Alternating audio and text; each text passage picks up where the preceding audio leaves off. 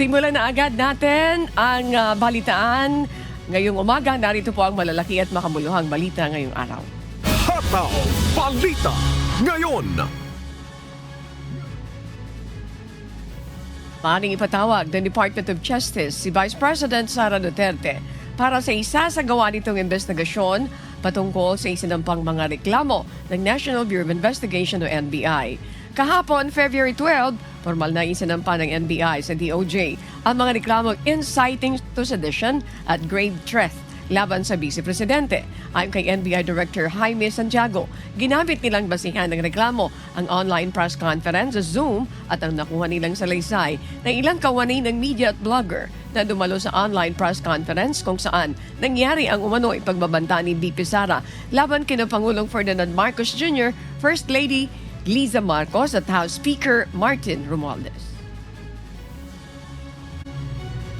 Kasi open source evidence yun, ano? There was really a Zoom meeting kung saan niya isinabi yung mga threatening remarks niya.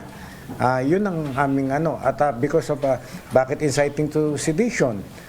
Because of the threatening remarks, ay alam nyo, nagkaroon ng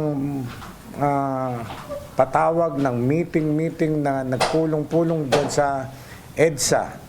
Na ano, yung katahimikan natin ay medyo na bulabog.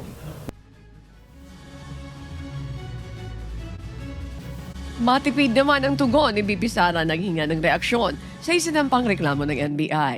Sa isang payag, sinabi nito na inaasahan niya na ito. Inaasahan na nito ang naturang aksyon ng ahensya laban sa kanya.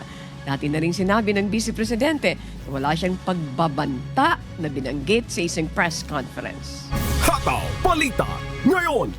Inihayag ni Senate President Francis G. Escudero na walang epekto sa impeachment case ang isinampang reklamo sa Department of Justice o DOJ ng National Bureau of Investigation laban kay Vice President Sara Duterte.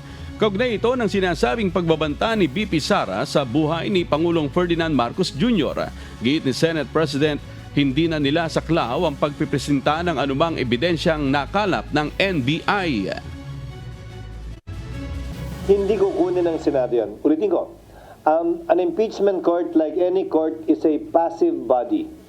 Wala kaming gagawin. Hindi to parang investigasyon ng Senado na mag-iiso kami ng sampina para sa mga ebidensya o testigo na magpunta.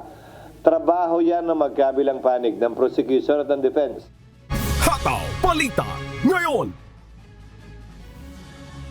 Kinumpirma ng Department of Justice na natanggap na nila kahapon ang mga reklamong inciting to sedition and grave threats na isinampa ng National Bureau of Investigation o NBI laban kay Vice President Sara Duterte. Sa isang pahayag, tiniyak ng DOJ na daraan na susundin nila ang due process sa paghawak at pagdinig sa reklamo.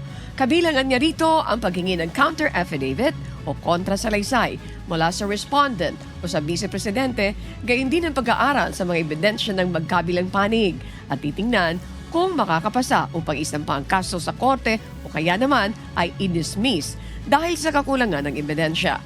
Ayon sa ahensya, masusing pag-aaralan ng mga prosecutor ang reklamo. Hataw Balita ngayon.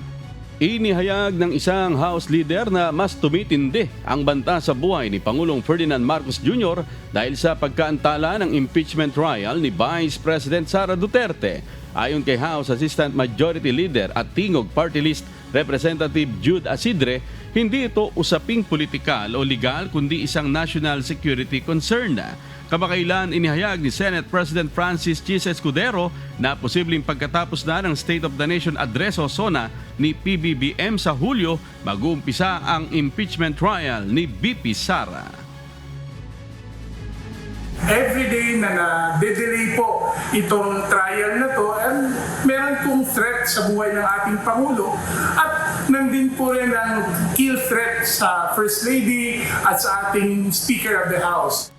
Hataw Balita ngayon. Nagbabala ang Commission on Elections sa COMELEC sa mga mag-aalok ng panalo sa parating na halalan kapalit ng malaking halaga ng pera. Ang modus anya ng mga ito ay sasabihin sa mga kandidato na may koneksyon sila sa COMELEC at kaya nila maglagay ng invisible shading para mabaliwala ang boto ng kalaban.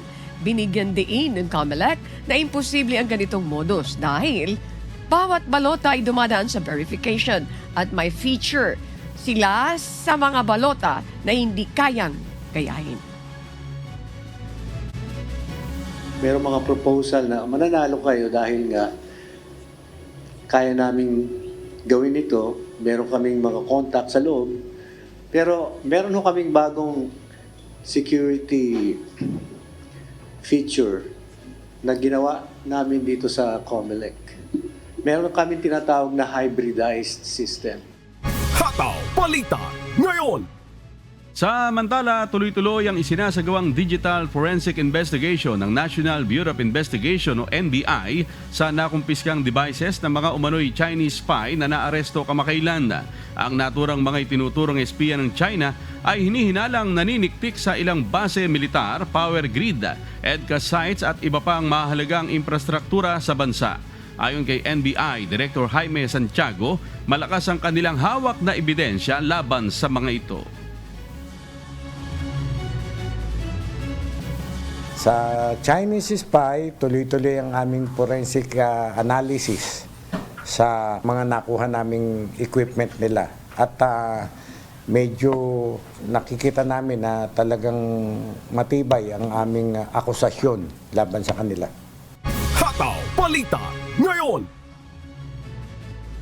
Pinagdududahan ng Philippine Coast Guard ang galaw ng Chinese research vessel na Lanhai 101 na bumabaybay sa karagatan ng Pangasinan. Ayon sa PCG, sa halip dumiretso ito patungong Hilaga ay nananatili ito sa distansyang malapit sa coastline ng Pilipinas sa layong 23 hanggang 25 nautical miles. Dahil dito mas hinigpitan pa ng Philippine Coast Guard ang pagbabantay sa paglalayag ng mga barko ng China sa karagatang sakop ng Pilipinas. What is quite suspicious dito sa movement nitong China Fishery Research Vessel Lanhai is that it keeps on entering the contiguous zone natin. No? Minimaintain niya yung 23, 24, 25 nautical miles off the coast of our coastline. Hataw Balita ngayon. Ipinahayag ng China ang pagtutol nito sa paglalagay ng United States ng Typhoon missile sa Pilipinas na sinasabing hindi ito mananatiling walang ginagawa sa harap ng banta na dulot nito sa gitna ng tensyon sa South China Sea. Ayon kay China Foreign Ministry spokesperson Guo Jiakun, hindi palalampasin ng China ang anumang banta sa kanilang seguridad at hindi rin tatanggapin ng mga bansa sa rehiyon ang hakbang na ito na taliwas sa pangkasalukuyang direksyon ng panahon. Hinimok ni Guo ang Pilipinas na gumawa ng desisyong tunay na makabubuti sa interes ng bansa. Samantala, naniniwala ang Beijing na ang pag-deploy ng US ng mga missile sa Pilipinas ay nakasisira sa kapayapaan at seguridad sa rehiyon habang mariin din itong tinututulan ng anumang pagsisamantala sa issue sa South China Sea para sa pampulitikang layunin. Hataw Balita ngayon. Nananawagan sa Senate Majority Leader Francis Tolentino para sa pagtatatag ng isang hiwalay na West Philippine Sea Command upang mapalakas ang seguridad sa karagatan at depensa ng bansa. Sa isang forum sa Senado, sinabi ng senador na magpapadala ito ng liham kay Pangulong Ferdinand Marcos Jr. upang ipaliwanag ang operational at strategic benefits na hatid ng naturang hakbang. Ayon kay Tolentino, ang bagong command ay makatutulong sa mas mabilis at epektibong pagtugon sa mga hamon sa seguridad at magpapalakas sa kakayahan ng Armed Forces of the Philippines o AFP na ipagtanggol ang soberenya ng bansa. Iminungkahi rin ni Tolentino na pamunuan ito ng isang admiral mula sa Philippine Navy upang matiyak ang focused at unified approach sa pagprotekta sa karagatang sakop ng Pilipinas. I'm calling upon the President as the Commander-in-Chief of all the Armed Forces of the Philippines, as well as Secretary Gilbert Chodoro, to immediately craft guidelines for the creation of a West Philippine Sea Command. Hataw Balita ngayon. Lumahok ang mga militar ng Pilipinas, Estados Unidos at Canada sa isang joint maritime exercise sa loob ng Exclusive Economic Zone ng bansa. Ayon kay AFP Chief of Staff General Romeo Browner Jr., ang 7th Multilateral Maritime Cooperative Activity ay nagpapakita ng sama-samang layunin ng mga bansa na palakasin ang regional at international cooperation para sa isang malaya at bukas na Indo-Pacific. Samantala, kinumpirma rin ng Department of Foreign Affairs o DFA na patuloy ang negosasyon ng Pilipinas at Canada para sa isang kasunduan na magpapalakas sa defense capabilities ng dalawang bansa kasunod ng kanilang Memorandum of Understanding on Defense Cooperation noong January 2024. Hataw Balita ngayon. Naaresto ng Bureau of Immigration ay isang 44 na taong gulang na Chinese fugitive na nagtangka pa umanong magpa-extend ng kanyang tourist visa. Base sa impormasyon ng Bureau of Immigration, ang nasabing pugante ay si Lin Guanxi na nahuli noong February 11 sa mismong main office ng immigration sa Intramuros. Ito'y matapos na mapagalamang subject siya sa Interpol Red Notice dahil sa kasong may kinalaman sa illegal na droga. Nakadetini na si Lin sa facility ng Bureau of Immigration sa Camp Bagong Diwa bago ang deportation proceedings. Hataw Balita ngayon. Inabswelto ng Sandigan Bayan ang negosyanteng si Janet Napoles, dating Agusan del Sur Representative Rodolfo Ompong Plaza at 8 iba pa sa mga kasong katiwalian at maling paggamit ng 27.5 million peso Priority Development Assistance Fund o PDAP. Idineklara ng korte na not guilty ang mga akusado dahil ang pagpapalabas ng PDAP ni Plaza papunta sa mga non-government organization o NGO na Social Development Program for Farmers Foundation Incorporated at Masaganang Ani para sa Magsasaka Foundation Incorporated ay lehitimong transaksyon ng gobyerno. Wala rin umanong matibay na ebidensya na nagpapatunay na may masamang intensyon o pandaraya ang mga akusado at wala umano itong natanggap na kickback o suhol mula sa naturang pondo. Dahil dito ay pinagutos ng korte ang pagpapawalang bisa ng whole departure orders laban sa mga akusado at ang pagbawi ng kanilang cash bonds alinsunod sa mga itinakdang accounting at auditing procedures. Hataw Balita ngayon. Iniutos ng isang korte sa Pasig City ang muling pagbabalik sa kulungan ng Kingdom of Jesus Christ o KOJC founder na si Apollo Kibuloy mula sa ospital.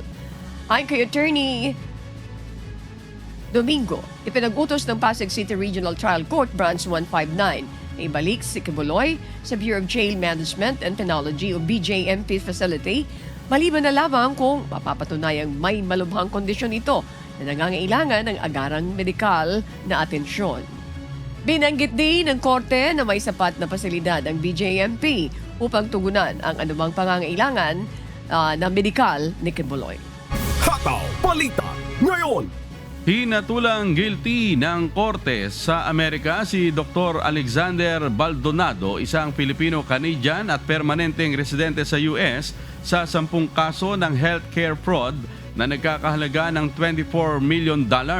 Ayon sa US Department of Justice, nakatanggap si Baldonado ng milyong-milyong dolyar mula sa illegal kickbacks at suhol kapalit ng pag-order ng mamahaling cancer genetic test. Kasalukuyang nasa kustudiya ng US Marshal Service si Baldonado habang hinihintay ang kanyang sentensya sa June 26. Hataw Balita ngayon. 10 pulis mula sa Taguig Substation 5 sa Barangay Tipas ang tinanggal sa pwesto matapos naman gumamit ng peking warrant of arrest upang manloob sa bahay ng isang ginang. Makikita sa CCTV footage ang pagpasok ng naturang mga pulis sa bahay ng biktima ay ilan pang hindi naka-uniforme upang isilbi ang umano'y arrest warrant na may kaugnayan sa illegal drugs. Ayon sa pamilya ng biktima, tinangay ng mga nasabing pulis ang 50,000 peso cash at 3 cellphone habang sinaktan umano ang anak ng biktima na minor de edad.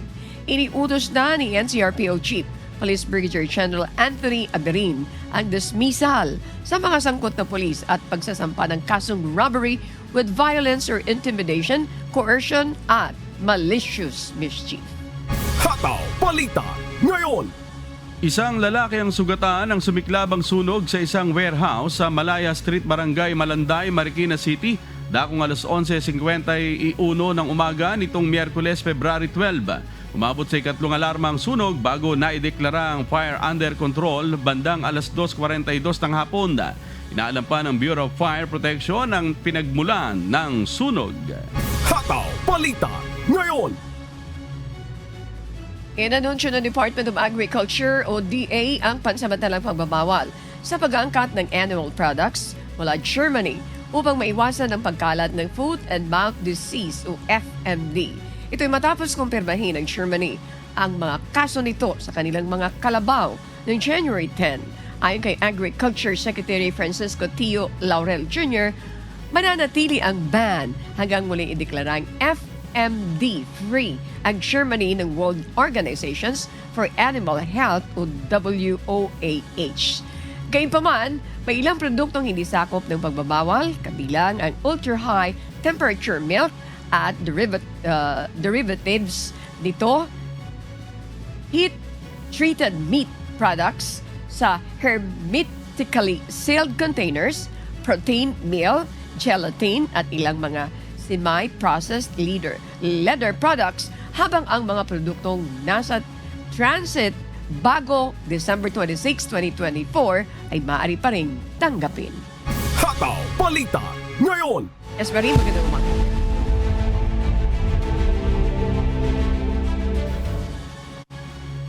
Yes, good morning Annie, amigo at sa ating mga kasambahay. Muling pumutok ang bulkang Kilauea sa Hawaii nitong Martes, February 11, US time, matapos ang huli nitong aktibidad noong Disyembre ng nakaraang taon. Ayon sa United States Geological Survey o USGS, nagbuga ito ng lava na umabot sa mahigit 300 talampakan o 100 metro ang taas. Makikita sa official video ng ahensya ang patuloy na pagbuga ng lava paitaas at ang pagdaloy nito pababa ng bulkan. Binalaan naman ng mga otoridad ang publiko na malapit sa lugar sa mataas na emission ng volcanic gases at glass fragments na maaaring makaapekto sa hangin at kalusugan. Batay sa pinakabagong abiso ng USGS, nananatiling nasa watch ang volcano alert level ng Kilauea Volcano at orange naman ang aviation color code. Patuloy namang binabantayan ang sitwasyon ng bulkan. Hataw Balita ngayon. Pinirmahan na ni United States President Donald Trump ang executive order na nagsasaad na exempted na sa 25% na buwis ang Australia para sa steel at aluminum na ipapasok sa Estados Unidos. Ito ang humahataw na balita ni Early Briones. Hataw Balita ngayon. Nagkaroon ng pag-uusap sa pagitan ni Australian Prime Minister Anthony Albanese at United States President Donald Trump kung saan Australia lamang umano ang natatanging nabigyan ng exemption sa buwis sa ilalim ng maigting na konsiderasyon para sa interes ng parehong bansa.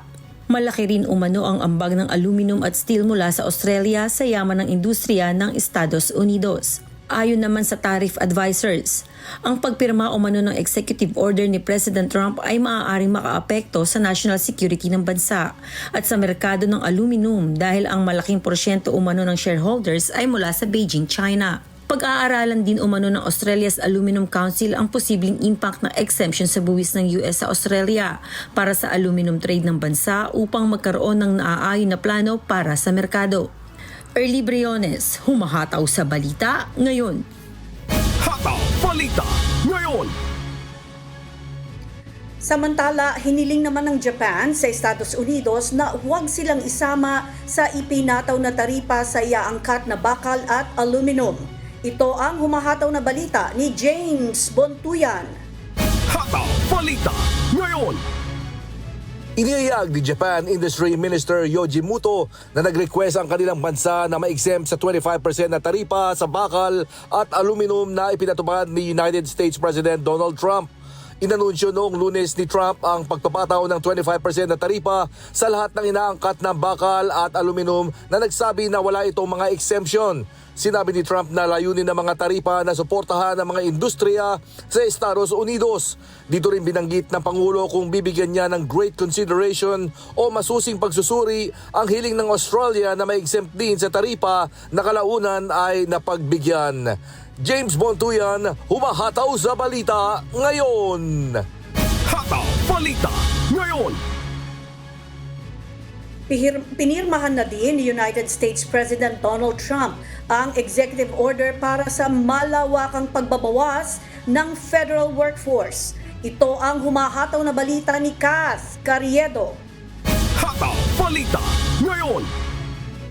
Ipatutupad ng bagong direktiba ang isang workforce optimization initiative na gawa ng Department of Government Efficiency o DOGE sa ilalim ni Elon Musk. Mabilis nang nagbabawas ng pondo at nagtatanggal ng programa ang bawat departamento.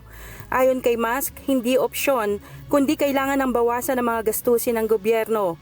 Tinawag din niyang unelected, fourth, unconstitutional branch of government ang federal bureaucracy na dapat umanong managot sa utang ng bansa.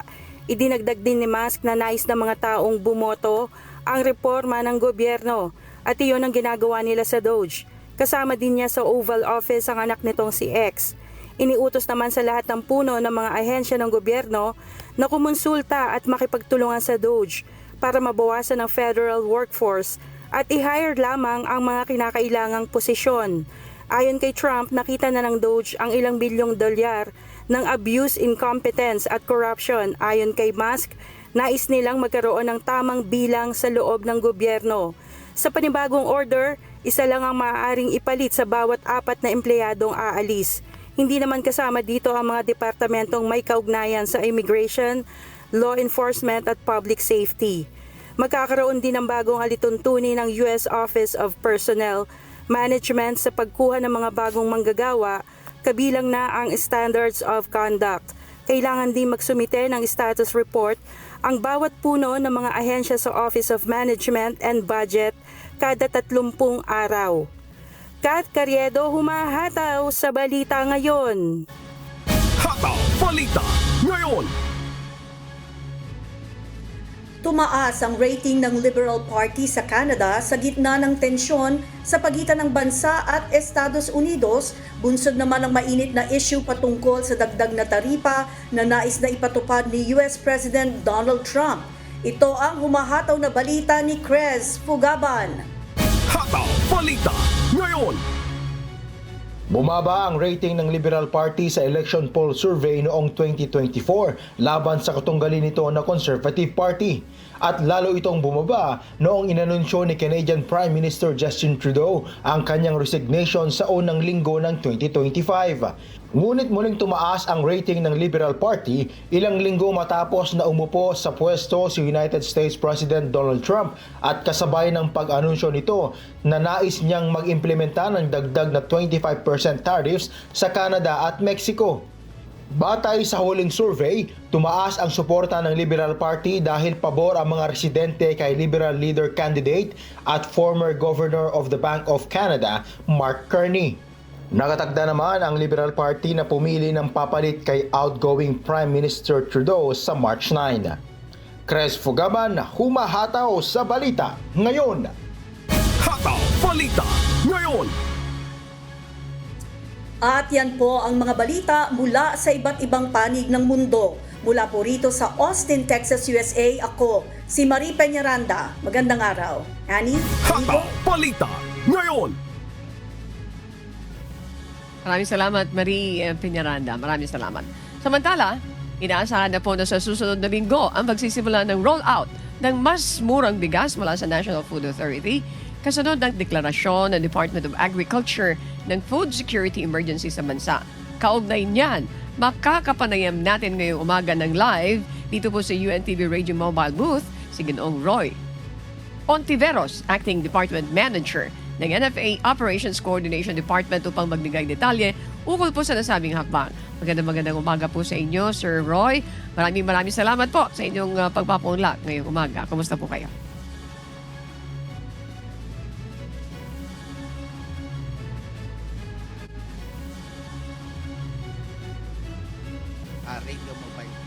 Ayan. Ulitin nyo nga po ulit yung sinabi nyo. Mukhang nawala yata kayo. Sige po. Meron kayong binanggit kanina. Medyo naputol kayo sa umpisa ng pagsasalita nyo. Sige po, para walang ma-miss yung ating mga kababayan. Napaka-importante ng pag-uusapan natin ngayong umaga. Yes po. Go ahead, Good morning, please. Miss Annie, at sa mga taga-subaybay, at maraming salamat po sa pagbibigay ng pagkakataon dito sa UNTV Radio Mobile Booth. Okay. Noong nakaraan, nandito po kami, hindi pa idinideklara yung food security emergency. Ngayong umaga, pangalawang araw na po ito. Kahapon kasi, nagdeklara na po kayo ng food security emergency. Pwede niyo po ba kaming balitaan? Naideklara niyo ito kahapon. Ano yung inaasahan natin? Ng mga reaksyon at obserbasyon ninyo po sa pangkalahatan. Anong update dito after the declaration of the food security emergency? Opo, bali ang food security emergency on rice, naideklara na po ito last week. So simula po nung last week, ang DA po sa pamamagitan ng FTI at ang National Food Authority ay patuloy na nakikipag-ugnayan sa ating mga lokal na pamahalaan o LGUs upang alamin kung sino ang mga interesado to participate sa pagbebenta po ng NFA rice sa kanilang mga constituents. At sa ngayon po ay patuloy tayo sa pagtanggap ng mga reply ng mga LGUs, and so far more than 40 LGUs na po yung nakalap natin ng mga sagot na gustong magbenta ng murang bigas ng NFA sa kanilang nasasakupan. Okay. At this point, pwede ba natin sabihin, sino po yung pagdadalhan yun yan? Sino po ang pagdadalhan ng mga buffer stock ng NFA na i-release ng NFA? Ano po ito? Ano mga ahensya ng gobyerno? Sino-sino ba ito? Mention about the LGUs, may mga piling LGUs ba? O automatically pwede sila mismo ang magsasend ng letter sa inyo na telling your office na we are interested? Opo, bali LGUs po ang focus natin ngayon. Ito po ay determined ng DA sa pagrehistro po ng mga increases ng prices sa bigas sa mga lugar na ito. So kung nalaman natin yung mga lugar, sinusulatan natin yung mga LGUs doon at iniintay yung reply nila kung interested to participate ang mga ito. For a while po, Sir Roy, mayroon tayong kasamang anchor doon ng ating co-host, si Amigo Sherwin. I understand mayroon siyang tanong. Amigo Sherwin, magandang umaga sa inyo. Ano po ang inyong tanong? Go ahead, please. Thank you. Yes sir, meron ho ba kayong estimated date kung kailang inaasahang malilip ito? May nakikita na po ba tayong senyales, sir? Opo, bagaman at bumababa po sa ngayon yung presyo ng bigas, na maganda naman pong senyales ito, ay nananatiling nasa mataas na level pa rin ito. Ang kalahati po ng kasalukuyang inventaryo ng NFA o 150,000 metric tons ang nakatalaga upang i-distribute sa mga LGUs. Ito po ay sa loob ng 6 na buwan, pero dahil ito po ay isang emergency situation, gusto po natin na mas maaga na ma-resolve ang sitwasyon na ito. Magkano po ba sir ang presyo ng bigas na pinakamura na maaaring mabili ng ating mga consumer? Ito po, kapag nagsimula po ang pag-distribute natin nito, ang LGU po ay mabibili ito sa NFA ng 33. At ito po ay i-distribute naman nila sa kanilang mga constituents ng 35 pesos kada kilo. Ito na po ang pinakamura na mabibili kapag ito ay nag-roll out na. Ayun, maraming salamat. Balik sa iyo dyan, Ani. Okay, susugan ko lang, Amigo Sherwin, yung magtatanong mo. Napagaganda na sila tanong niya kung magkano yung presyo. Dati-rati kasi mayroon NFA rice sa palengke. Kung mataas yung presyo ng mga commercial rice, yung mga tao ay pupunta doon sa nagtitinda ng NFA rice. But wala na po yan. After the rice tarification law, nawala na po yan. Tama po yan, Miss Okay, Annie. so mayroon pala tayong dapat reviewin siguro sa nakikita natin. Kung dati-rati may option yung tao na makakabili ng NFA rice kung mataas yung commercial rice, but because of that batas, wala na po yan. Okay, kung bakit tinanggal sa inyo, wala na kayong ganong klaseng karapatan, inalis na po yan sa inyo. Opo, ang mandato po natin ngayon ay mag-maintain ng buffer stocks upang tumugon sa mga pangangailangan during emergencies and calamities and sa mga sitwasyon na katulad nito na nag-declare ang DA ng food security emergency on rice. Okay. Speaking of the buffer rice, na dapat intended ito para doon sa panahon ng kalamidad, na mayroon kayo ngayon at roll nyo po yan ngayon. May we know from you, sir, ano ba talaga yung eksaktong bilang ng ating bigas? Sabi nyo kanina, 150 metric tons o ito po ay 300,000. Gaano ba kalaki ito? Gaano ba kalaki ang 300,000 metric tons or 150 metric tons? 150 metric tons po yung nakatalaga na i-distribute under the food security emergency or 3 million bags. Ang kasalukuyang inventaryo natin ngayon na halos 300,000 metric tons ay katumbas naman po ng 6 million bags ng bigas. Okay. Yung period nito, kung paano ito uumpisahan ninyo, you don't have the list right now nung mga interesado ng mga LGUs. So, most likely, ano yung target date ninyo na matapos po ito? Opo. How many months po itong food security emergency maglalast? Opo. Meron po tayong partial list na ng mga LGUs. Patuloy po ang pakikipag-ugnayan natin. Yung 150,000 metric tons ay nakalaan para siguro sa loob ng 6 na buwan kung hindi mabago ang sitwasyon ay may supply tayo na patuloy na ibinebenta sa LGUs. At sabi ko nga po kanina, sana ay mas mabilis kasi emergency, kailangan mas maaga nating ma-resolve yung sitwasyon. That's correct. Okay. At this point, para ma-parenti natin, ma-stabilize natin yung damdamin ng ating mga kababayan dahil hirap nila pag pinag-usapan yung presyo po ng bigas. Ano yung gustong sabihin niyo sa kanila after na magdeklara na po ng food security emergency? Opo, iisa po ang layunin ng DA at NFA sa pakikipagtulungan ng FTI na makatugon sa ating mga consumer sa daing doon sa taas ng presyo ng bigas. Ito po ay upang magkaroon ng available na opsyon sa kanila na makabili ng mas murang bigas upang basic need kasi natin ito, basic staple natin ang bigas. So talagang yun po ang layunin upang matulungan ang ating mga consumers. Okay. Maraming salamat po dito sa ating pagkikipag-ugnayan kay Sir Roy Ontiveros, ang Acting Department Manager ng NFA Operations Coordination Department. Good morning. Good morning po and marami pong salamat. Balik sa inyo, amigo Sherwin.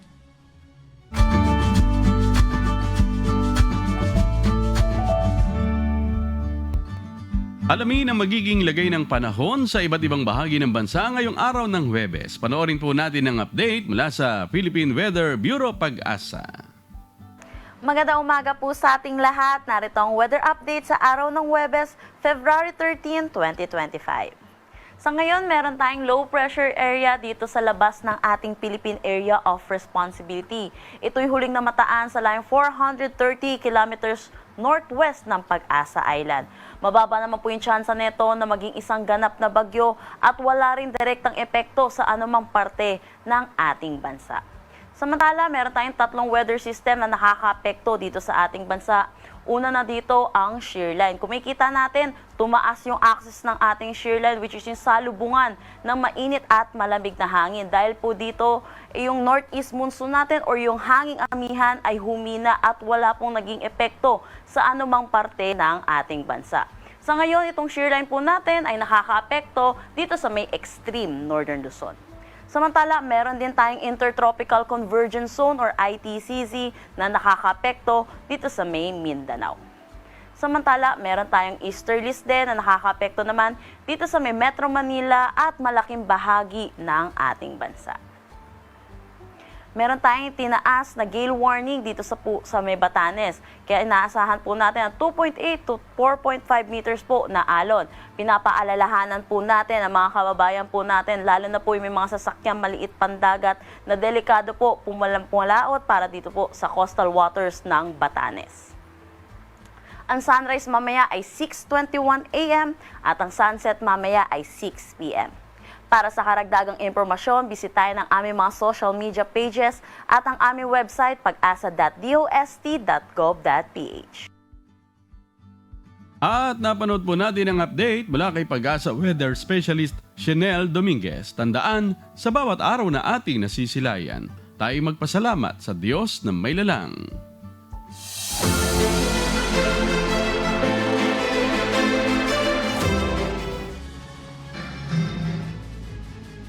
Nagpositibo sa paralytic shellfish toxins o red tide ang karagatang sakop ng bayan ng Milagros, Masbate.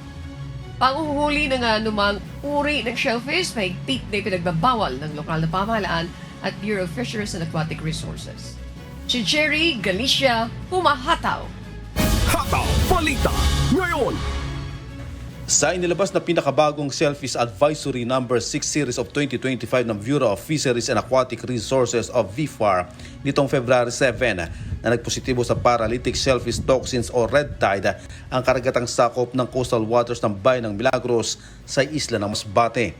Batay sa monitoring ng BFAR at lokal na pamahalaan, lumalabas na mataas sa paralytic shellfish poison o PSP ang shellfish meat na nakolekta sa baybayin ng naturang lugar. Mahigpit na pinagbabawal ng ahensya at LGU ang paghuhuli at pagbebenta ng anumang uri ng shellfish sa Milagros.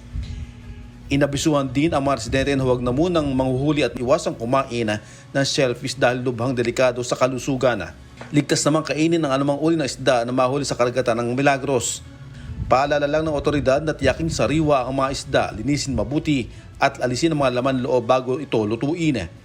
Patuloy naman ang ginagawang mahigpit na monitoring ng LGU at BFAR Masbate sa coastal waters ng Milagros para na rin sa kaligtasan ng mga mamamayan maging pag-iingat sa kalusugan at maproteksyonan ang sektor ng pangisdaan sa naturang bayan.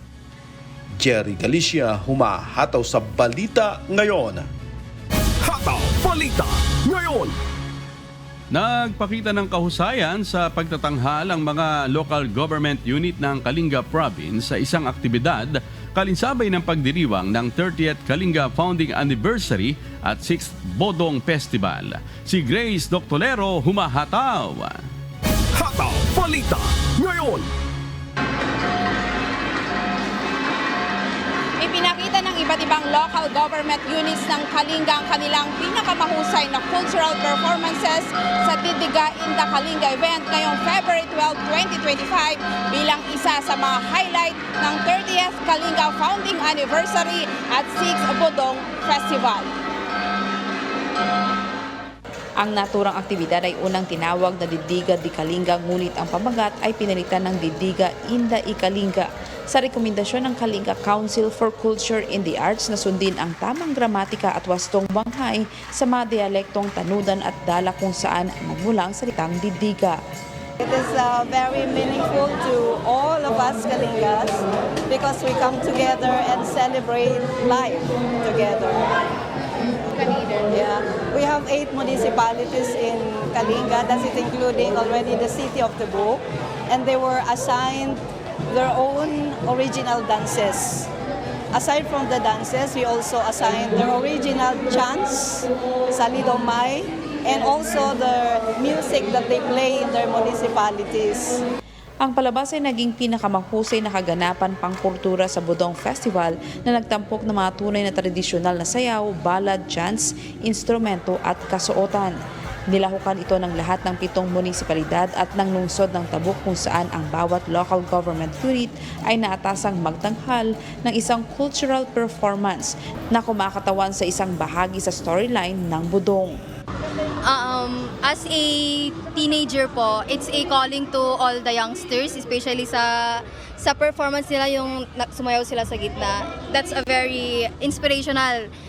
Very proud po kami as a teenager din po kasi madami po kaming nakita na sumayaw na yung mga maliliit pa po na age is kayang-kaya na po nilang sumayaw ng mga traditional dances. Ang Bodong ay ang katutubong sistema ng peacekeeping ng Kalinga na isinasagawa sa loob ng maraming siglo, habang ang Didiga in the Ikalinga ay ang kaganapan na hindi kompetisyon. 3 spesyal na parangal na may papremyong salapi ang ibibigay sa mga LGU na pinakamagagandang pagtatanghal. Kahapon, nagwagi ang Municipality of Lubwagan, Balbalan at Bayan ng Pasil bilang top 3 best performer.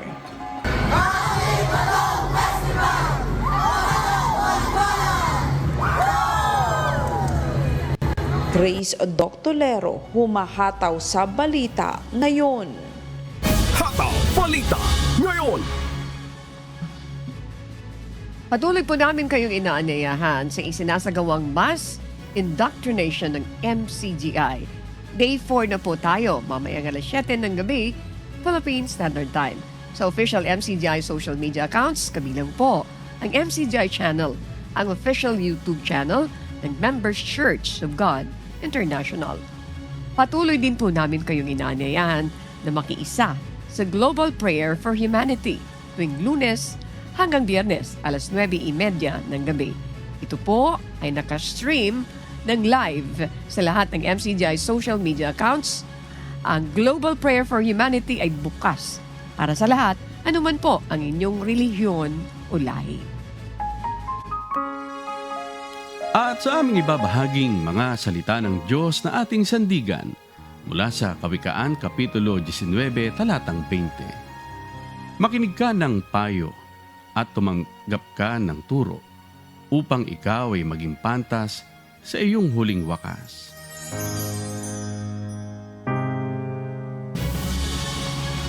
At yan po ang mga humahataw na balita ngayong umaga ng Huwebes, ika-13 sa buwan ng Pebrero 2025. Ako po ang inyong amigo, Sherwin Kulubong. Thank you very much, Alex, and of course kasama natin si Bernie and Paraon. Diyosa, get well soon. Tangalan po ng lahat na bumubuo ng UNTV News and Rescue. At na dyan sa studio, si Dante at Secretary sa inyo pong lahat. UNTV Radio La Verdad 1350 at ang ating mga correspondent mula sa Pilipinas at sa iba't ibang panig ng mundo. Ako naman po, si Annie Rentoy. At dito sa UNTV at UNTV Radio La Verdad 1350, Diyos ang aming sandigan. Serbisyo publiko ang aming pinahahalagahan. Susunod na po ang Good Morning Kuya. Salamat po sa Diyos at magandang umaga.